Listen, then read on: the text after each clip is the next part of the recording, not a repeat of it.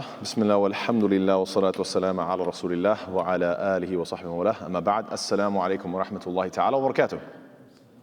How's everybody doing? Things are good? So today inshallah ta'ala we're taking a look at this part 3. That means alhamdulillah, I know it's been a while, but there's been these large overview sections, and alhamdulillah we've done the first 2. This is the third major section, which is called the principles of linguistic legal maxims في القواعد الأصولية اللغوية. So we're going to be taking a look at a number of these, and the first one for today is the textual evidence for ruling. So I know we've been talking about how do you derive a ruling, but now we're going to be taking a look at specific wording, like the, what's it called? You could say the details of how something is worded and what are the different terms with regards to how you derive from a text. So you'll see what I mean in a moment, inshallah ta'ala. So in terms of textual evidence, this is mostly looking at the Hanafi fiqh in this particular case, but it's still quite interesting that the Hanafis, they break their evidences from a text into 4 categories. So they call it ibaratun nas, isharatun nas, dalalatun nas, and iqtida'un nas, which translates to what the text states, what the text indicates, what the text proves, and what the text necessitates. So the level of strength of each of these evidences is generally in the same order that they're mentioned here. And so I know this seems like a lot of interesting terminology, and hopefully though it'll clarify as we go forward. So what is ibaratun nas? This is the most straightforward. It's just taking exactly what's being said really for the most part, but there could be multiple layers of understanding. So you have in ibaratun nas what the text states, you have what is understood from a text, which can be primarily and secondarily. So for example, when Allah Ta'ala says بعد أعوذ بالله من الشيطان الرجيم قالوا إنما البيع مثل الربا وأحل الله البيع وحرم الربا, they say trade is just like interest, but Allah has permitted trade and has forbidden interest. The primary meaning is that trade and interest aren't the same, right? They say it's the same, but Allah Ta'ala says they're different. So that's one primary meaning that's very obvious. And a second very obvious meaning is what? That trade is permitted and interest is forbidden. You're just really taking the text and you're taking exactly the meaning of it, ibaratun nas. So another example of this is when Allah Ta'ala says, وَإِنْ خِفْتُمْ أَلَّا تُقْسِطُوا فِي الْيَتَامَى فَانْكِحُوا مَا طَابَ لَكُمْ مِنَ النِّسَاءِ مَثْنَى وَثُلَاثَ وَرُبَاعَ. And if you fear that you will not deal justly with the orphan girls, then marry those that please you of other women, 2, 3, or 4. So the primary meaning is very obvious, that permissibility to marry up to 4 wives and no more. So 2, 3, 4, that's what's mentioned. The secondary meaning is sort of more broadly speaking, the permissibility of marriage. Obviously, if you can get married to 2, 3, 4, then obviously marriage is something that is permissible. So this is just taking the text very plainly and straightforward. Then we go a little bit deeper and we take a look at isharatun nas, what the text indicates. So what can be logically derived from the text. So let's take an example of this. Allah Ta'ala says, أُحِلَّ لَكُمْ لَيْلَةَ الصِّيَامِ الرَّفَثُ إِلَى نِسَائِكُمْ. It has been made permissible for you the night preceding the fast to go to your wives. Now, to go to your wives is saying what? That you can have relations. So we all know that during the nights of Ramadan, you can eat, you can drink, and you can have intercourse or intimacy with one's spouse.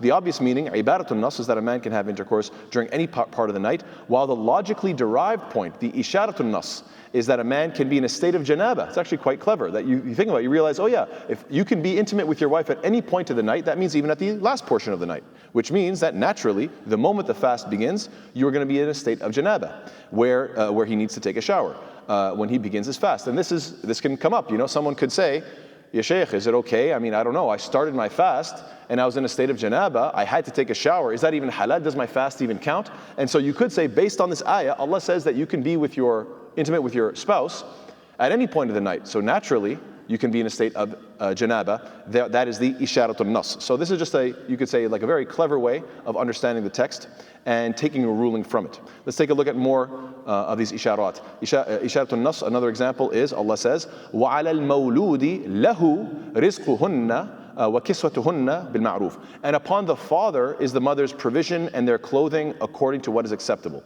So naturally this is an ayah speaking about what? That the father has to be the one providing for the woman after she has this man's child. So the term al-mawludu lahu can be translated as the kid that's his. Al-mawlud lahu, the kid that is his.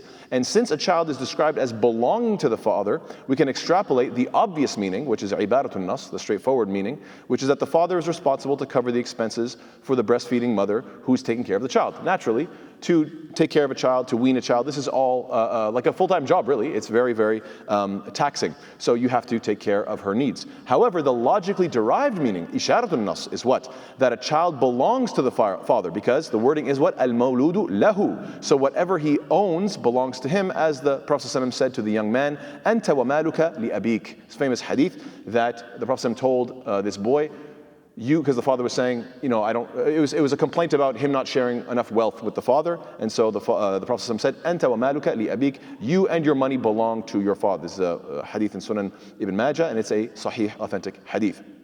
We have more examples of isharatun nas, what the text can indicate. When Allah Ta'ala says, for example, وَحَمْلُهُ وَفِصَالُهُ 30 شَهْرًا, and his gestation and weaning period is 30 months. Okay, so that means the baby is developing in the womb and is being breastfed for 30 months. Allah Ta'ala also says, وَفِصَالُهُ فِي عَامَيْن, and his weaning is in 2 years. So you take the two texts, you compare them both. If both the gestation and weaning is 30 months, and the weaning by itself is 24 months, 2 years, then naturally, with some very quick math, 6 months is the minimum amount of time for a pregnancy, or at least that is what is being indicated here, and Allah knows best. More examples of isharatun nas is what? Is وَشَاوِرْهُمْ فِي الْأَمْرِ. Allah Ta'ala says, and consult them in the matter. The Prophet ﷺ was being commanded to do shura, to consult with the Sahaba. Now, obviously, this applies in all times, and therefore, this implies that the Ummah continuously must produce people worthy of counsel. You have to have people who are actually worthy of counsel. So this is what? Isharatun nas, that you have to have specialists. And similarly, the very next ayah, which we quote, فَاسْأَلُوا أَهْلَ الذِّكْرِ إِن كُنْتُمْ لَا تَعْلَمُونَ. So ask the people of the message if you do not know. But the thing is, the word أهل الذكر can also mean a specialist.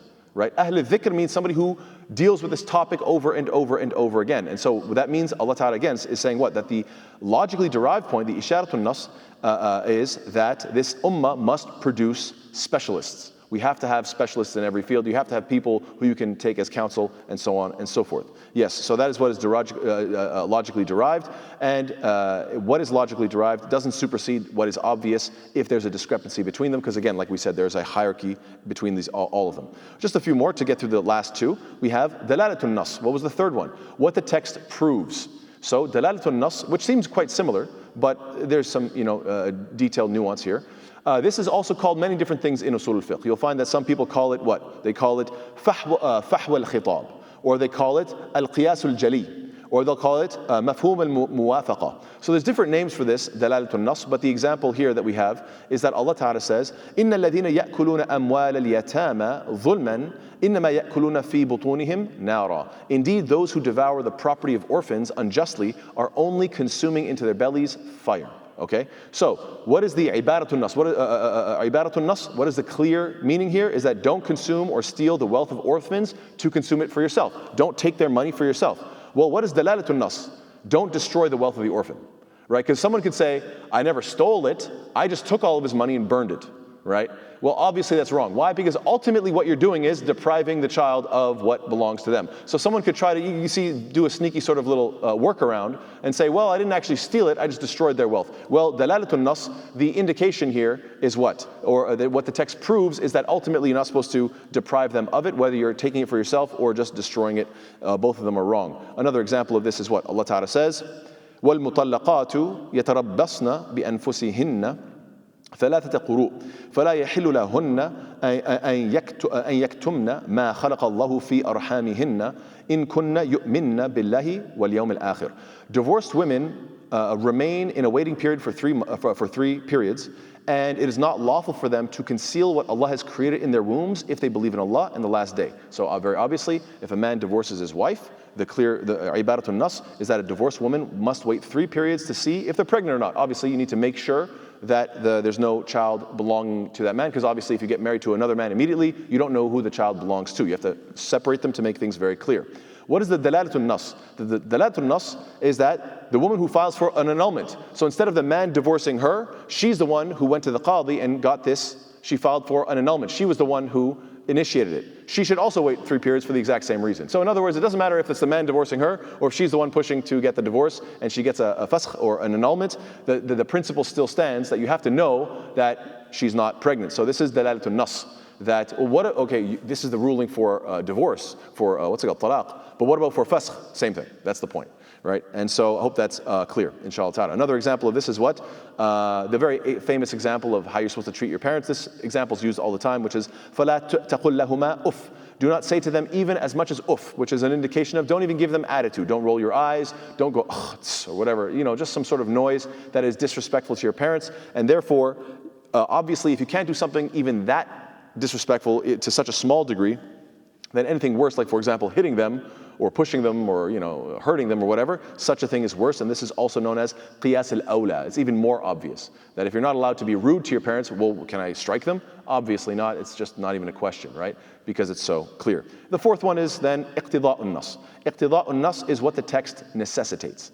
So there are sometimes you find that there's a text can't be taken literally because it won't make sense. Therefore, you must derive its meaning from another source. So an example of this in the English language is what? Cat got your tongue, right? When people say as the expression, cat got your tongue, it's very well understood in the English language that it wasn't that a cat actually got your tongue. It's an expression that, I don't know, you don't know what to say or whatever the case is, right? So there are certain expressions in Arabic that are also, if you try to interpret them in the most technical, literal way, don't actually make much sense. And so the example here is وَاسْأَلِ الْقَرْيَةِ وَاسْأَلِ الْقَرْيَةِ الَّتِي كُنَّا فِيهَا. And ask the city in which we were. What do you mean ask the city? So if somebody is really, really pedantic, very, very technical, they'd say, how can you ask a city? So obviously this only makes sense if we understand ask the people of the city, right? وَاسْأَلِ الْقَرْيَةِ يعني وَاسْأَلْ أَهْلِ الْقَرْيَةِ.